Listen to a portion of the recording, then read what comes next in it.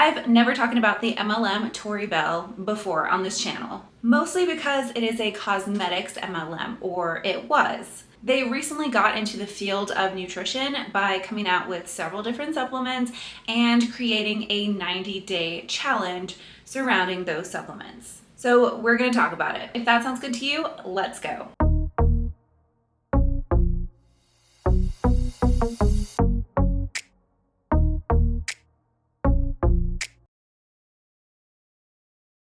Hi folks, welcome to my channel, or welcome back. My name is Kat. I'm a licensed registered dietitian nutritionist, and on this channel we like to talk about weight neutral focused approaches to health, as well as diving into the scammy and, in my opinion, unethical world of nutrition related businesses, products, mostly nutrition related MLMs, and other fear mongering nutrition and health related claims. This is an opinion video. This is me looking through the new Tori Belle 90-day challenge, giving my thoughts on it, maybe some of my concerns, looking at the supplements, and coming up with my own conclusions. Please do your own information gathering before coming up with your own conclusions, and be sure to talk to your doctor, your healthcare provider, before starting any kind of supplements, anything like that that can impact, and any medications that you're on. Okay, so as far as the company of Tori Belle goes, there's a lot of history behind it. There's a lot coming out behind it. I am going to link several videos from Monica Hayworth. She has done several videos on Tori Belle. She spoke with the CEO. She's done a lot of things exposing them in the ANTIMLM community, so check those out. Mombi also shared some information about Tori Belle and legal things going on, so I will also leave that linked in the description box. Tori Belle is mostly known for its magnetic eyeliner, and they seem to be having some issues with current reps, ex-reps, or ex-distributors, stuff on the legal side of things. I'm specifically focusing on their 90-day challenge and their supplements. So let's dive in. As of this recording, as of me posting this video, their challenge has not begun yet, but it is set to begin on September 1st of this year, 2022. Now, if you're like me, you're probably wondering why a supplement company is getting into nutrition, why they are running a weight loss challenge. As much as I try to believe that companies and people in general have good intentions, it just makes me, it's a red flag for me, because we know that the supplement industry, we know that challenges, diets, programs, they sell very well. It's a pretty quick way to make money, but it's not really an ethical way to make money in most circumstances, in my opinion. So first thing that we see whenever we hop on their website, they have some information about the challenge, and they also have a video. Let's do a reaction to that video. Hi, I'm Laura Hunter, the CEO and co-founder of Tori Belle Cosmetics and the inventor of magnetic eyeliner. As passionate as I am about cosmetics, I'm equally excited about health and wellness, which is why I created TV Brave, to help people achieve their health and fitness goals and improve their quality of life. So she mentions that she's the one who created this. I'm questioning, first off the bat, what are her health credentials? Is she a health professional of any kind? I did go on her LinkedIn and did not see any health related credentials or qualifications. Might just not be listed, but that actually wouldn't really be surprising if there weren't any credentials in the background making of this challenge. That fits in with a lot of nutrition challenges, honestly. Unfortunately. Let's continue on. Now, I'm a big believer that we are all capable of doing hard things, but sometimes to achieve something you've never had, you have to do something you've never done. That's why we created the Brave 90-Day Challenge, a simple and rewarding way to help you achieve those highly sought after, but haven't quite reached them yet goals. So she mentions doing something different that you haven't done already. As we'll see when we go through the challenge, it's not really groundbreaking. Like, there's nothing really out of, as far as the practices and things that they have you do, like there's calorie counting. It's nothing that is not what most people who are going to be likely, what I'm assuming, the people who are going to jump on this have likely been on other diets before. Just looking at dieting research, how many people do diets, how many people have done diets in the past. Her saying that you have to do something that like you haven't done before, when you look at this challenge, It just doesn't match up with what we see in dieting research. That's what I'm saying. Maybe it's to lose weight, or to get stronger, or to have healthy all-day energy. And the best part is, we provide everything you need, including a 90-day program for weight loss, fitness, or health, and a special challenge kit filled with products that will power you through your 90-day journey. Plus, when you sign up for the challenge, you'll be able to win exciting prizes just for doing something that's good for you. And you have the option to compete as an individual, a couple, or a team of up to 10 people. So doing something that is good for you. We can't just automatically assume that healthy actions or actions that have been historically assigned to nutrition challenges are going to be helpful for people if they harm other aspects of their health. I talk about the definition of health: physical, mental, social, and emotional well-being. And if we're doing actions that support the physical side of our well-being but harming other aspects, then it doesn't fit in with the definition of health. It's not promoting health overall. And so to just kind of take things like calorie counting and other aspects of their challenge, that's not going to be helpful for everybody. And for some people that can be harmful. So just to put blanket statements out like that is just a little concerning. Which makes it so much more fun. You'll also have an amazing community of people cheering you on every step of the way as you compete to become a semifinalist, a finalist, or maybe even the challenge champion. With a prize package of over $200,000 in cash and prizes over the next 6 months, there are a lot of opportunities to win. So sign up today and get started on your journey to be a brave new you. We look forward to supporting you and celebrating your success. So are you up for the challenge? Are you ready to be brave? Are you ready to be brave? It just kind of promotes, in my opinion, the idea of like, oh, I have to do this. If I don't do this, like, what does that say? Does that imply that I'm not brave? You know, it's just kind of the terminology. It's just something that when we're talking about health, we have to kind of be aware of the terminology and also like what the opposite says for the people. Let's just continue on the website. Okay, so they say, we believe that getting fit and healthy doesn't have to be hard. In fact, with the right guidance, support, and motivation, you'd be amazed at what you can accomplish. This is why we created the Brave Challenge, a simple and rewarding way to help you achieve your goals and live your best life ever. When you enter the challenge, you will also be eligible to win monthly prizes, and with a total prize package of over $200,000, there are a lot of opportunities to win and maybe even become a challenge champion. Simply follow the steps below to enter the contest. They go on to explain why their challenge is unique. It's based on baby steps. We believe that true change comes from making small, steady, incremental changes over time. That's fair enough. I also agree with that. They continue on. We also recognize that we all have different starting points, different goals, different body types, and different exercises that work for each of us. This is why we include lots of options to help you find what works best for you. That is correct. We all are at a different point. We have different body types, but the options that they have aren't there's still, yes, there is variance in like a health focused or an energy focused one and a fitness one and a weight loss one, but they're still very similar except for small little changes to how often they're working out and the supplements. Each challenge is focused on 4 key areas: nutrition, hydration, exercise, and supplementation, with achievable targets each week to help you reach your goals. You simply track your actions in each of these areas on the app and earn badges along the way. Once you complete your 90-day program, you can enter the contest to become a Brave Challenge semifinalist,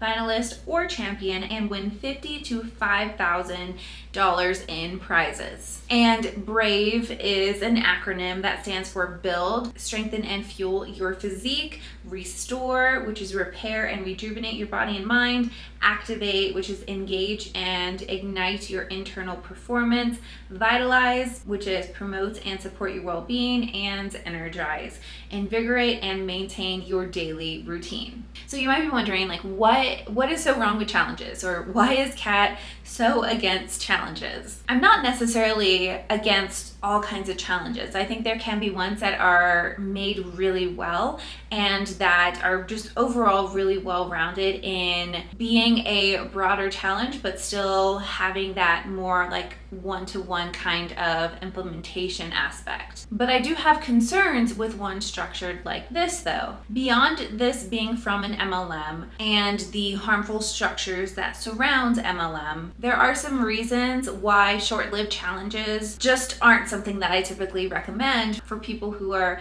really trying to make sustainable changes to their health. But just like with anything, when we're talking about humans, it's helpful to not fall into a dichotomous way of thinking, like of all or nothing kind of thing. So some challenges can be very helpful, and I think they can be done really well. Other ones, not as helpful based on when we look at behavior change research. So some positives that challenges can invoke or can bring about is that it can give them this kind of excitement to focus on their health. Sometimes, I mean, we're day to day, there's so much to focus on, so many things. And so having something like a challenge can be that little like excitement, can bring an excitement factor to putting energy into intentional intake and movement. And so that can be a positive. Another positive might be that they find something that they really enjoy through the challenge that they can maybe continue on and carry on after the challenge ends. Another positive is that it can give some guidance to people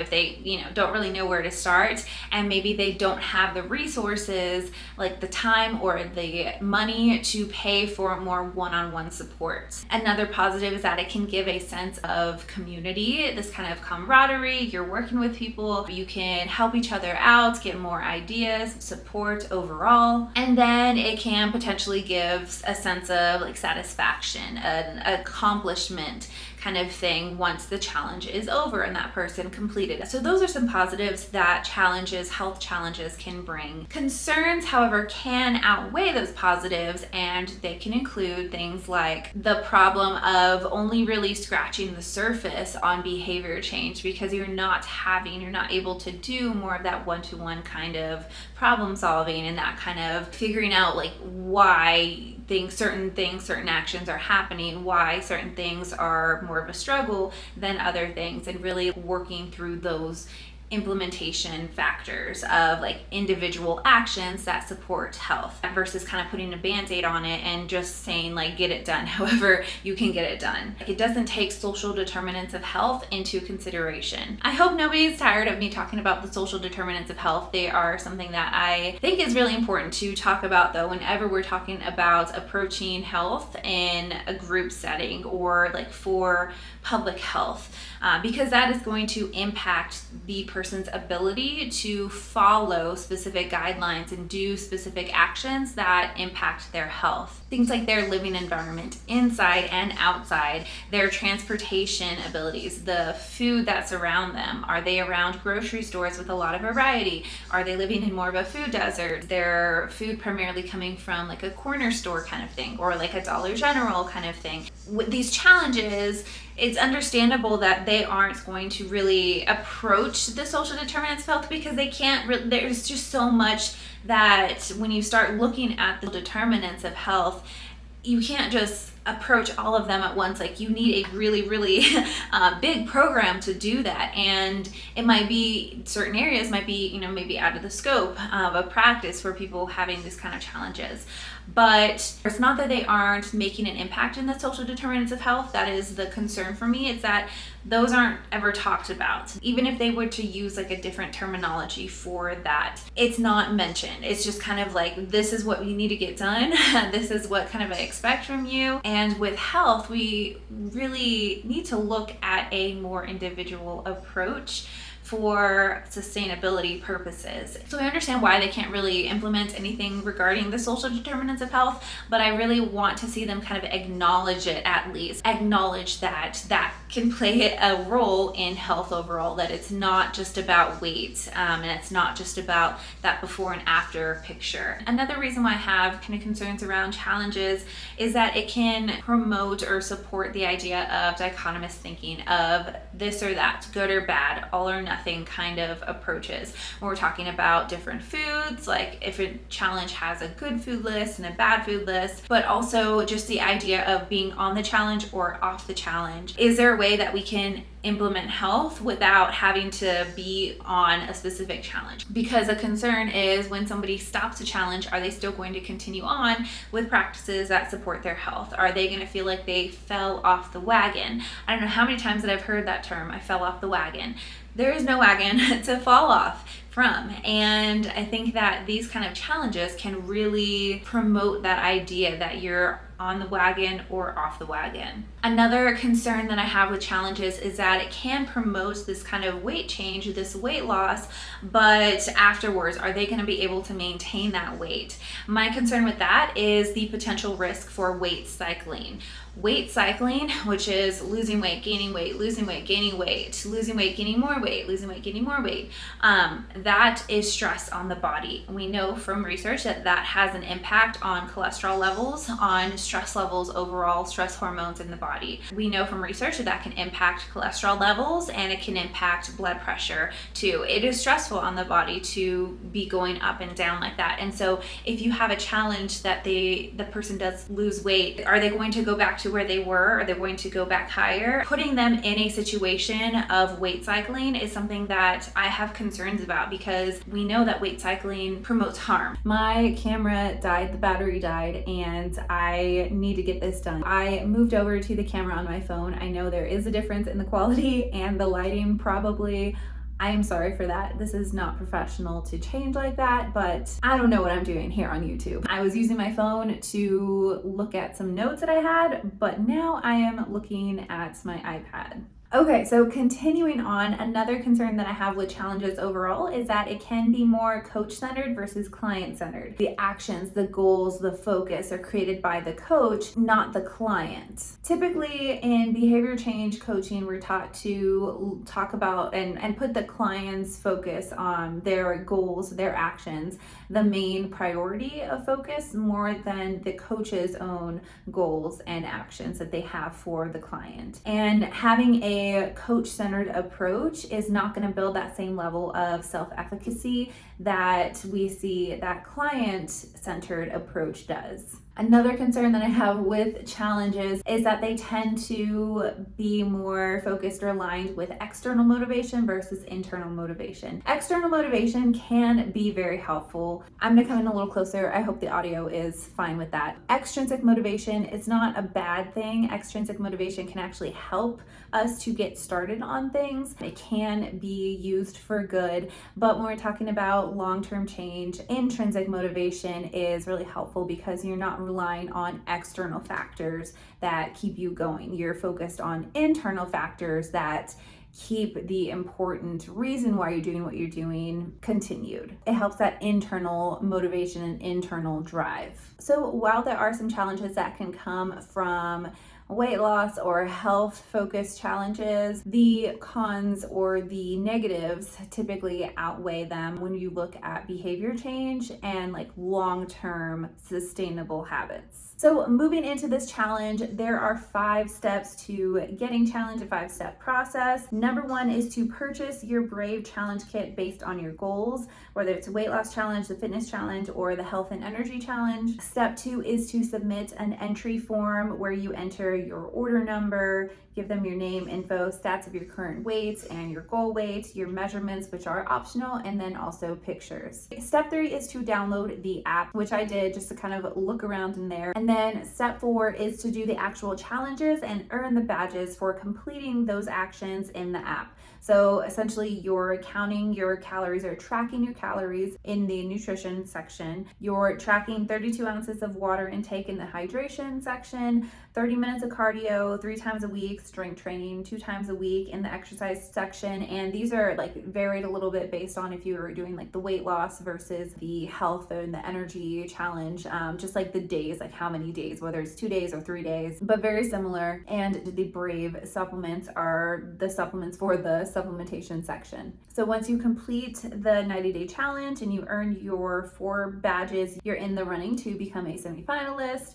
and possibly the challenge champion. And then step 5 is to submit your final results. Okay, so let's dive into the supplements. So first off, we're going to talk about the weight loss kit. That one is $333. If you think that's a lot, I agree. The other ones are more expensive though. The first supplement is the Metasculpt. So I'll put up a picture of what that looks like. There's green coffee bean in there. There's also raspberry ketones. The green coffee extract is not as helpful as what a lot of supplement marketing would have you to believe. The benefits that are often touted for it, we're not really seeing that in anything significant for weight loss or weight change. I'll also link some of the websites that I use for looking at individual supplementation for the raspberry ketone in particular. When present in high doses, raspberry ketone can exert fat burning effects on various areas of the fat cell. However, this is a big however, it should be noted that all evidence for the effects of raspberry ketone have only been observed in vitro, which means in a test tube. Though researchers are able to raise the concentrations of ketones in a single cell during studies, these same concentrations cannot be replicated in the human body,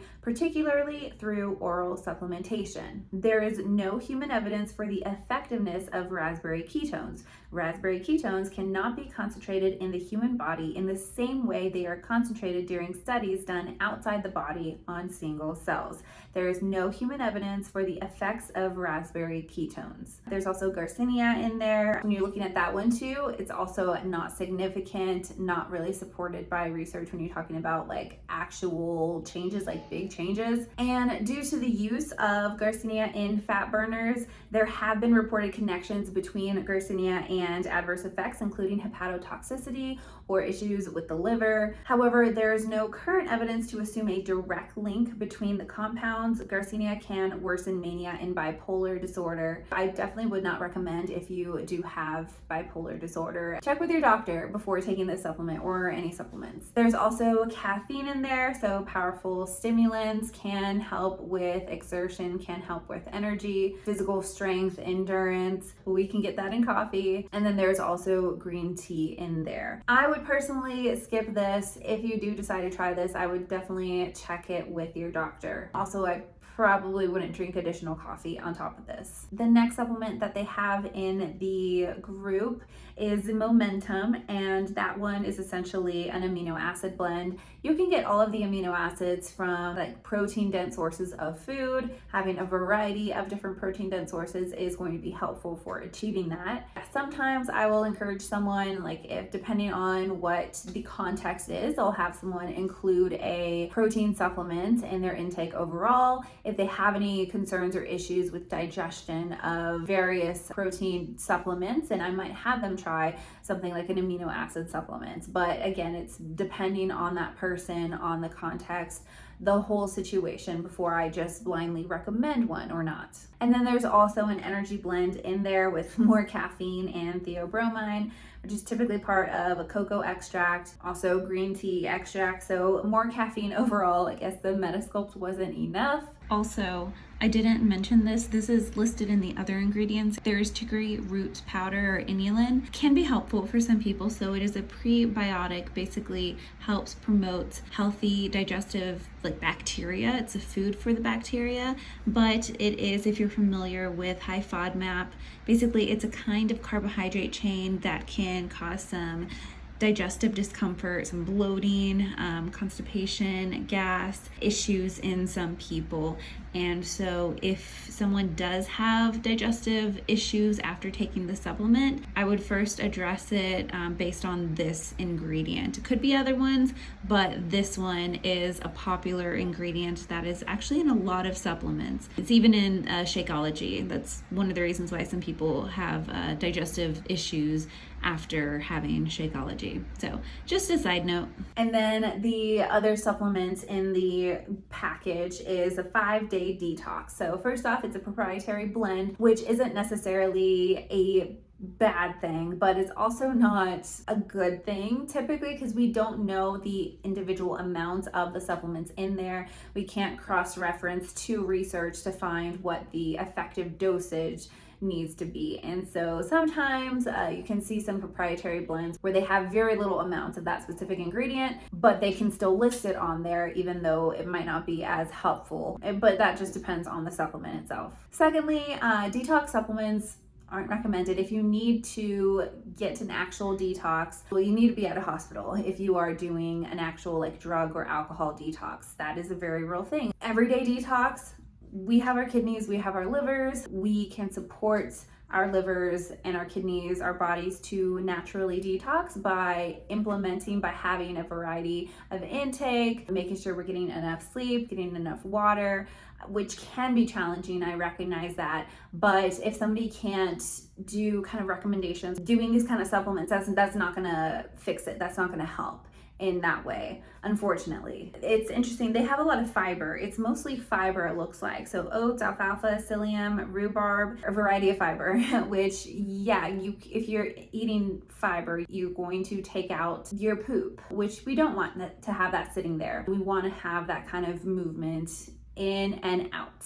And so in a way I can see them argue like, well, it is detox, but it's not. We can have fiber outside of a supplement like this. There's also an ingredient, the Cascara sagrada, I believe that's how it's pronounced. That's a kind of laxative that was actually sold over the counter before it was taken away, the approval over the counter for constipation in 2002 due to a lack of evidence, but you can buy it today as a supplement. It's not like a drug anymore. And then there's also a kind of clay, the bentonite, which is used to draw out some toxins, but there can be concerns of some blockage while using that in the intestines and absorption of nutrients and electrolytes, which makes sense from like what it's used for. And then there's also Lactobacillus acidophilus, which is a kind of probiotic. And I thought it was really interesting because typically when you're having a probiotic supplement, you want to know how much of the probiotic is in there, how many colony forming units are in there. There's no mention of that. I would be concerned if the probiotics are still alive, essentially. And that's a pretty general kind of strain of bacteria. You're gonna see a probiotic, it's typically, that's like one of the more popular ones, but it's just how much is really in there. Is it still alive? All right, the second kit is the fitness kit. The first supplement in there is Accelerate. Guess what? More caffeine. It's basically a pre-workout. This one actually did surprise me a little bit. So there's L-citrulline, which is an amino acid. It has some evidence that it can be used to help support like circulation, circulatory health, muscle function overall, and reduction of fatigue. There's also beta-alanine, which is a building block of carnosine, and that helps to buffer acid in muscles, which can help with performance in more high intensity activity from a couple minutes to about 10 minutes or so. There's also creatine monohydrate in there. Creatine is one of the most well-researched supplementation for sports nutrition. There are also a couple of other ingredients in here, nothing I'm too worried about, several vitamins, so those are probably gonna be mostly excreted out. This, out of all of their supplements, if this was not MLM, if this was sold in stores,